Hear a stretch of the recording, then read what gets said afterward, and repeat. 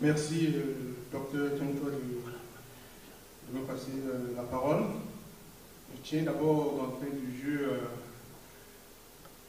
à détendre un petit peu l'atmosphère, parce que dans le discours liminaire de mon cher compatriote, il y avait une espèce de petite détresse due au timing.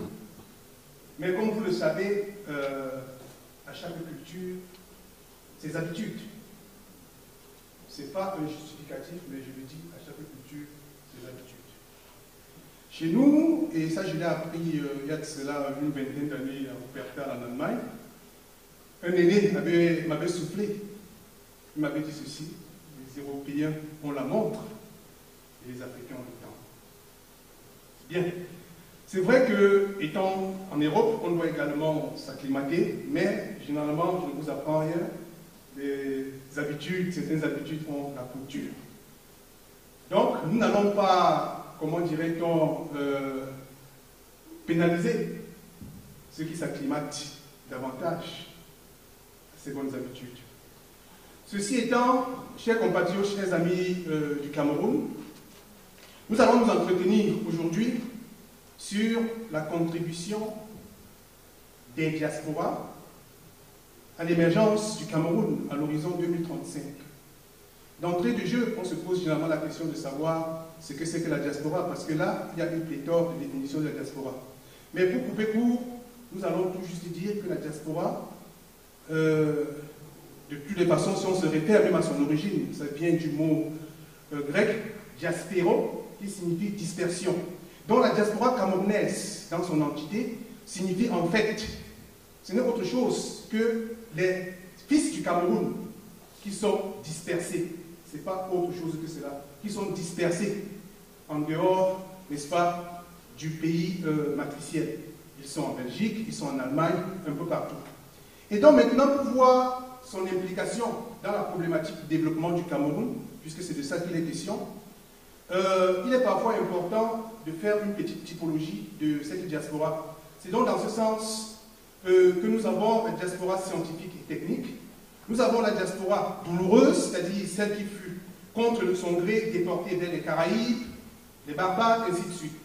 Nous avons également la diaspora laborieuse. Dans le jargon camerounais, on parle généralement de ceux qui sont venus se chercher. Et à mon avis, c'est l'une des diasporas les plus importantes en ce qui concerne la contribution directe et patente, une contribution que l'on voit sur le terrain. Et il y a également la diaspora sportive et culturelle. Cette diaspora-là également, dans la plupart du temps, on voit son impact. La preuve en est dans les années 90, qui ne se passait pas pour un Camerounais. Quel est l'Africain qui ne se passait pas pour un Camerounais? Donc tous les Africains s'identifiaient aux Camerounais parce que cette entité diasporique, c'est-à-dire la diaspora scientifique et sportive, la diaspora culturelle et sportive, faisait merveilleusement son travail.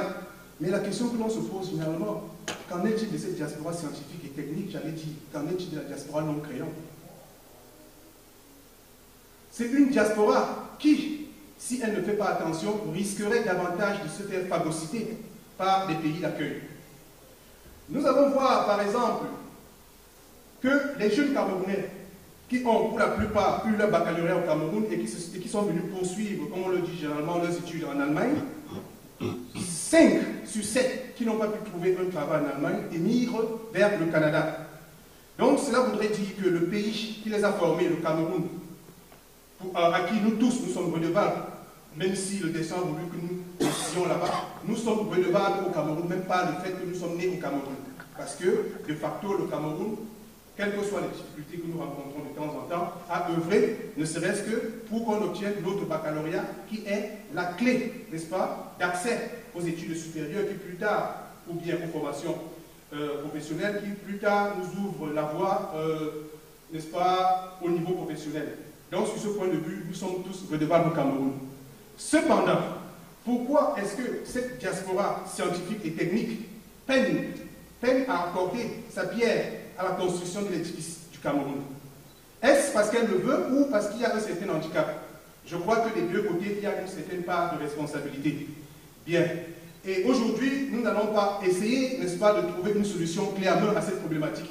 Nous allons tous juste ensemble essayer de trouver, ou bien mieux encore, d'élaborer une certaine stratégie, peut-être que nous allons recommander à ceux qui ne sont pas là aujourd'hui, et également peut-être à qui de droit, parce que dans la salle, je vois, il y a des participants d'horizons divers. Et alors là, j'ai oublié la diaspora, deux types de diaspora également, la diaspora politique, et puis la diaspora victime.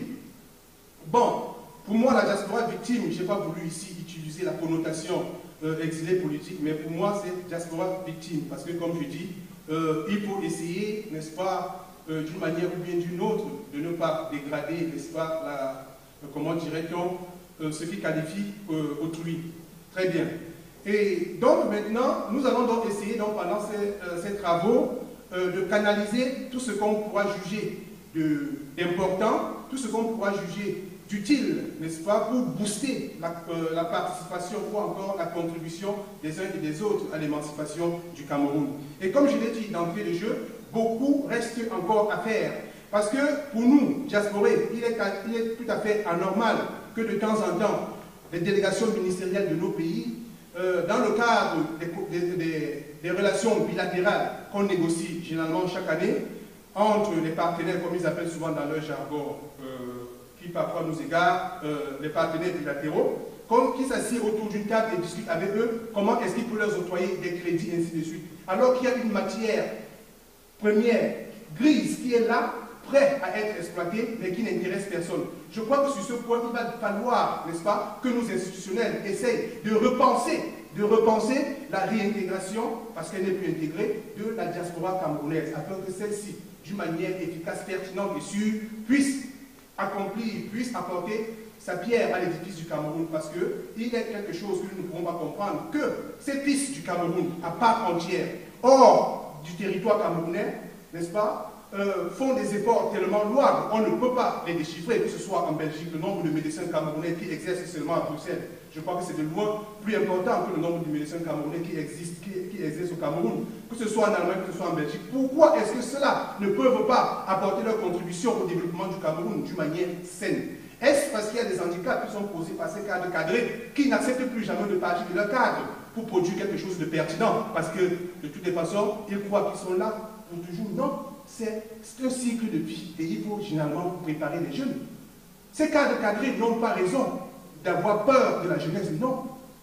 D'abord, la haute hiérarchie leur avait dit que la jeunesse, c'est le fer de relance d'une nation. Ils croient que s'ils décèdent aujourd'hui, le Cameroun va continuer, le Cameroun va continuer.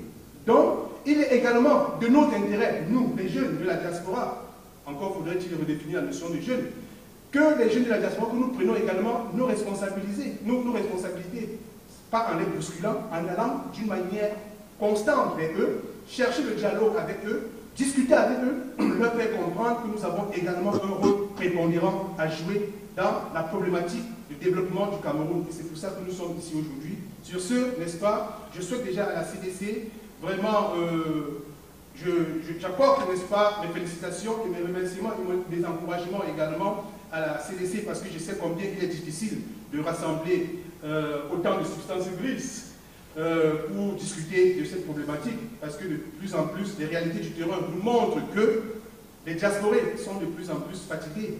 Et il est donc temps pour nous de redynamiser les troupes. Il est donc temps pour nous, qui avons parfois la possibilité de dialoguer avec ces cadres cadrés, de leur dire que le moment est plus que complexe et qu'il faille davantage repenser ces stratégies, car les dispersés de la diaspora sont également des fils à part entière du Cameroun. Merci.